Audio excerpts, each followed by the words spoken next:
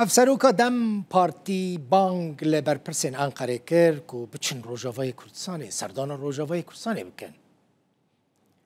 طولای حتم اولاره جه حکومت ترکیه دخوازه بچن روجاوای کردستانه یانجی پیشوازی برپرسین روجاوای کردستانه بکن. حتم اولاره لپارلمان آخفی لترکیه لانقره گوت آشتیا دناورا ترکیه روجاوای کردستانه ده و سودک مزن بگهینه پیواجوی آشتیه لترکیه.